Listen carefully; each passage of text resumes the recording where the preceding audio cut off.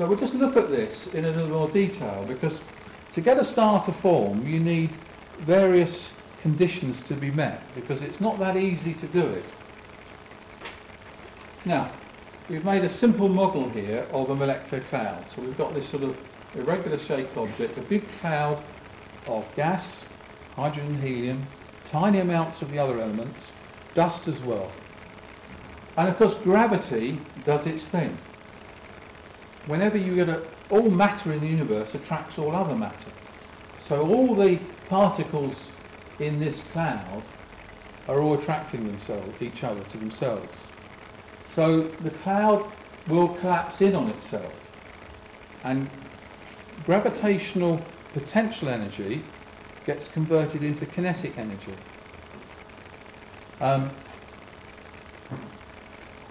If I hold this ball and I drop it, it's going to fall under gravity, isn't it? As it's falling, at this point it has potential energy. It has the potential for energy to sort of come from it forward. Once it's falling, it's gaining kinetic energy, the potential energy, because I had to use some energy to lift it to here. So if I let it go and it starts falling, then that energy gets turned into kinetic energy. That's the energy of motion. Anything that's moving has kinetic energy. Now when it hits the ground, it stops. So the kinetic energy's got to go somewhere. And it goes in the form of sound energy, because it'll make a noise, won't it? And also, as it hits the ground, it'll heat itself and the ground up very slightly, because energy is always conserved. So when this cloud starts collapsing, all the particles are falling inwards to the centre of mass. So they all start gaining energy, kinetic energy. Well, when you have a gas and you make all the particles move around faster, that's another way of saying you're making it hotter. This room is going to get warmer as the next half hour goes on. I can feel it's warming up already, isn't it? Now, what's actually happening? All the heat from all of us is heating the air in the room. And what is happening? All the individual molecules start moving faster than they were, because that's what temperature is. It's increased kinetic energy. So the problem is that this cloud starts collapsing. Well, that's great. That's what we want it to do. But it starts heating up. And that creates a problem. Because if you heat something up, heat a gas up, you create pressure. You have a balloon of air. I should have a balloon at this point, shouldn't I? You have a balloon that, if you heat that balloon up, if you hold it above a radiator, so the warm air heats the air up in the balloon will get bigger, because if the air in the balloon temperature is increased, the pressure on the inside of the balloon will increase. And this is what happens when a cloud collapses. It starts to collapse, but then it starts heating up, and heating up opposes further collapse. So nothing more would happen if that was all that was going on.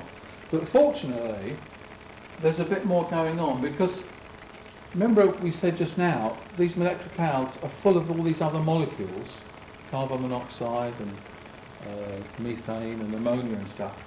Well, those molecules, they give off radiation. That's how we detect them with the telescope. So all the other molecules, although they're very small compared to all the hydrogen and helium, they keep radiating away the energy that gets generated by the cloud collapse. And what that does, it stops the cloud heating up. And so the cloud can carry on collapsing, because then there isn't a pressure opposing the collapse. So the cloud can collapse, the surplus energy from the collapsing process gets radiated away by these different molecules that are in the cloud. So the presence of all those molecules is the explanation as to how these clouds can carry on collapsing. Because we want the cloud to stay cold for quite a long time until it gets much denser.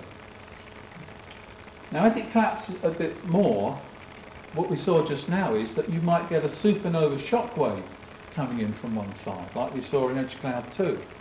You might get a stellar wind from a nearby hot bright star, all stars give off a stellar wind, which is another form of a shock wave, material moving. That pushes energy into the cloud, and what it does, it magnifies any lumpiness or clumpiness in the cloud. And so what you get is slightly denser regions forming in the cloud, and the shock waves from outside enhance that process. And I think you can sort of see what's starting to happen as the cloud collapses more and more, and these denser regions also then start collapsing in on themselves, because that's what gravity does. Anywhere where it's slightly denser, gravity will take over and collapse that even more, because gravity is very powerful. And so what you end up with is what we call pre-stellar cores. Those regions get denser and denser, and then they can heat up, and you've got the beginnings of the birth of a star. You start getting very dense regions that start getting very hot, but then they're dense enough that gravity is then taking over and will keep on collapsing them down. So you've got a cloud and you've got pre-stellar cores. So you've got the beginnings of star formation. Now, we looked at this image further of the Eagle Nebula. We'll just sort of look at what's going on here. Up here out of the picture, there are a cluster of very large, very massive, bright blue stars. Now, these are stars much bigger than our Sun. Now, those sorts of stars give off huge amounts of energy because they're much bigger, and they particularly give off a lot of ultraviolet radiation, very, very huge amounts. Well, ultraviolet radiation disrupts and breaks up molecules. That's why it's bad for us. With too much UV from the sun, it damages the cells in our body. So the UV radiation here, what it does, it literally boils the cloud away. So a lot of this cloud has been boiled away. But what it reveals is these regions where stars are forming inside the cloud. The dark areas are where the dust in the cloud is obscuring the light from the young stars shining out. But the action of these stars, which formed from this cloud at an earlier point in its life, is starting to then break the cloud up. But at the same time, the shock waves from those new stars will be triggering star formation in these regions here, which are quite protected, because there's a lot of gas here and a lot of dust, and that's protecting the inner regions from this ionising ultraviolet radiation. So when a cloud starts forming stars, the first generation of stars the cloud forms, it's a two-edged sword. Those stars start destroying the very cloud that they came from, but at the same time, they also trigger more star formation while the cloud still exists. And so eventually this cloud will disappear completely, but a lot of stars will get formed before that happens. Typical numbers, a typical molecular cloud will probably convert about 10% of itself to stars before it's completely disrupted and sort of blown away. And of course all that material that doesn't get turned into stars just dissipates into the interstellar medium, and it will eventually get caught up in other molecular clouds at other times later on.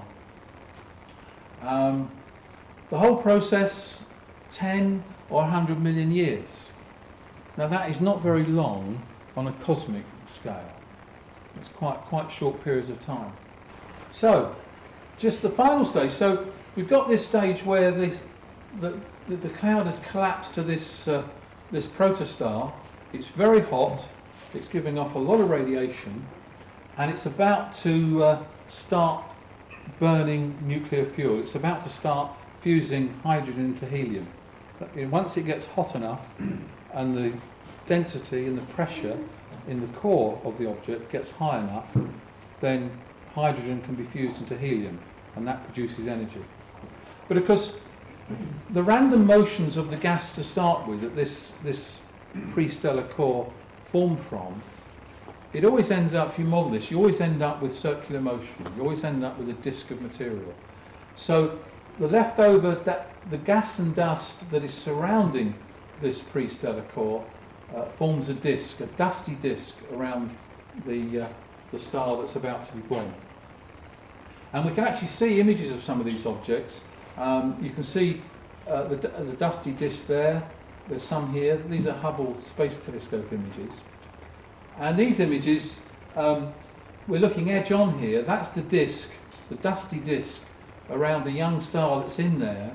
And that young star, we can't see the star itself, but it's lighting up these regions of gas and dust surrounding it. And a similar thing is happening here.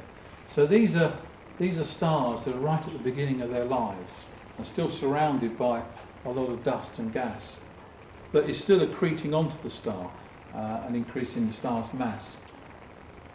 Now, we're pretty sure that this process also leads to the formation of planets, that the leftover material, the dust and the gas, that hasn't accreted onto this young star, that's just started, this sort of switched on, as it were,